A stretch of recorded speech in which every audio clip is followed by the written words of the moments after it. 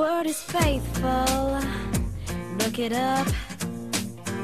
It don't mean sneaking around behind my back like you ain't getting enough. How about forever? Look it up. It means through thick and thin and pitching in even when the times get tough. The word is easy, you better look it up. And you'll see a picture of that piece of trash riding around in your pickup truck. Now let's try liar, just look that one up. You need boots to wade through all the bull you tell me when you come home drunk. It's just like you to be so clueless, but you never thought I'd do this. I said go goodbye, get lost, get out, get gone, the word is over. Look it up.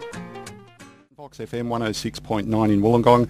We've got country music sensation Jasmine Rae with us today. Now Jasmine, you've been singing and writing songs since the age of 7 and performed your first original song at 8 years of age, and then you started singing lessons at 16. Yes. Did you always know that you wanted to be a singer-songwriter? Oh yes, it's always been something that I've loved to do, and I mean, I didn't know whether I wanted to do it, you know, as my profession, but it's always been something that I loved to do in my spare time, you know, in between school and, you know, all the part-time jobs we have when we're kids, and yeah, now I get to do it full-time, which is, I'm just so lucky. It's amazing. Did you find you made friends at school a lot easier? Built out a few tunes? Yeah, a little bit. It's I think I was the only one at school who loved country music, so I don't know if that was helping me or not. Where did you grow up? Well, I live in the suburbs of Melbourne. Country music's not big in the suburbs of Melbourne. Well, now it's getting bigger because I've converted them. Well done. But yeah, growing up, I had to seriously fight for, you know, for people to listen to my Dolly Parton records and the Dixie Chicks and stuff. So yeah, it's been an interesting journey, and especially because, you know, I'm a country music singer who's always wanted to sing country music, but, you know, grew up listening to a whole lot of things, including Dolly Parton. But I studied jazz and contemporary, and I've sang a whole bunch of different things. But yeah, it's a little bit different.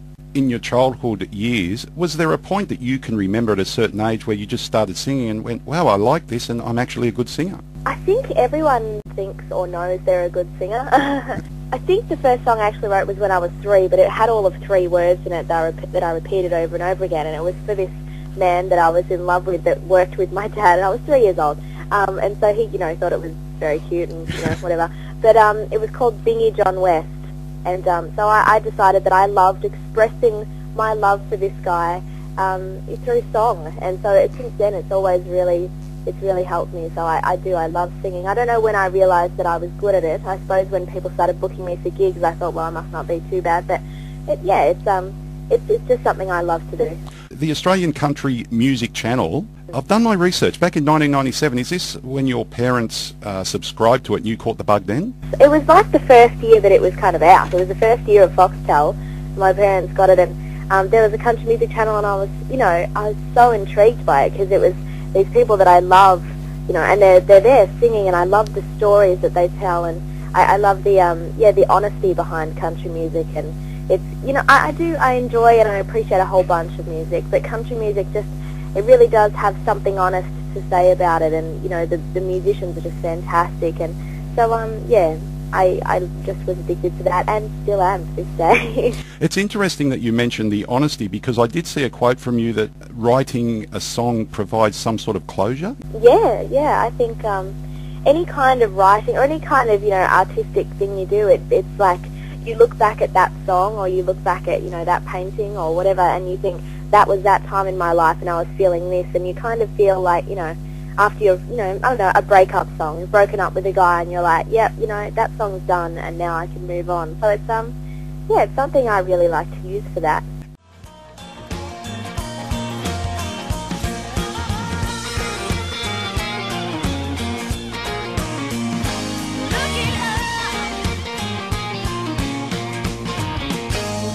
The word's forgiveness, you better look it up. Yeah, that's what Jesus has in store for you, but I don't no matter what. So quit your begging and your praying. Can you hear what I've been saying? Don't you beg and don't you pray yet. Can you hear what I've been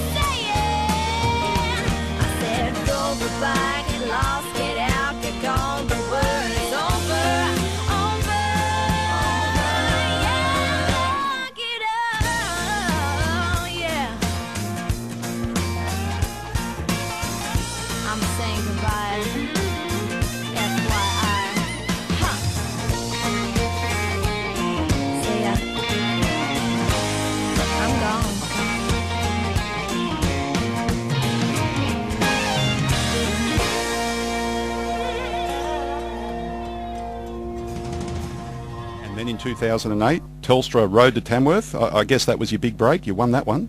Ah, yes, I did not expect to win. It was my first time coming up to Tamworth. I'd just finished my advanced diploma of music, and I was teaching a little bit of singing, and I thought, you know, let's get up there and do some country music, because that's what I really love to do. And I thought, you know, I'll apply this year and then I won't get through, but next year I'll know a little bit more about it. But I won straight off the bat, so it was just amazing. And ever since I've been, you know, going up to Tamworth, and it's just, you know, my life has changed ever since then. It's awesome. Is this something that's happened in the past with the Road to Tamworth, that a debut artist, if you could put it that way, has actually won? No, I think it's the first time. Normally, yeah, people are kind of doing a whole bunch of, you know, country music contests, but this was the first country music contest. I applied for the CMA, where you study for country music, but I didn't get through to that. But it was kind of at the same time that I was doing the Telstra Road to Tamworth heat. So I think it's the first time that, yeah, some chick from Melbourne has ever won something like that. I've just got a picture of your latest album title, Some Chick from Melbourne. I'm seeing it, Jasmine. Yeah, I know. Speaking of your albums, actually, your debut album, Look It Up, back in 2008, and your latest album, Listen Here, from 2010, 2011, we could say, that one was recorded in Nashville. What do you see are the main differences from your point of view with the two albums? Most of Look It Up was actually recorded in Nashville with Mark Moffat, and then there were 4 tracks, including Pink Guitar and Country Singer, which were 2 main singles that were recorded here. But it was with an American producer here, so it was quite bizarre. We did it quite differently to what people usually do it here. But yeah, we had, you know, some of the best musicians playing here, and it's a little bit different in the sense it's still so much fun. But I think in the States they do it a little bit more live. They, you know, we're going to hit the record button once and we're going to play it through once, and that's how it's going to go. You know, the musicians listen to the song, and sometimes it can give it a completely different life. Whereas in Australia, you know, you've got these amazing musicians, but it's about, you know, you really have a vision before you start. And so yeah, I think both are quite similar, but, you know, just a little bit different in how we play it. With the different styles that you said of recording over in the US and here in Australia, does that mean you can adapt a lot easier to different circumstances and different situations now? Yeah, now you've mentioned it, I have had to adapt a lot. Since the Telstra Road to Tamworth, you know, part of the prize was to actually go over to Nashville and record as well as perform over there. And I'd never even been outside of Australia. I think it was the second time I was ever on an airplane. And so I was, you know, a little bit scared, and I was doing it, you know, going over there by myself and then meeting people over there. And so I've had to adapt to a whole bunch of different things since then. And, you know, I went over to East Timor to sing for the troops and did the Carols by Candlelight, and that was all in the first year. And so after the first year I was bulletproof, and I was like, I could do anything now. I'm just, you know, it's quite scary, but it's amazing.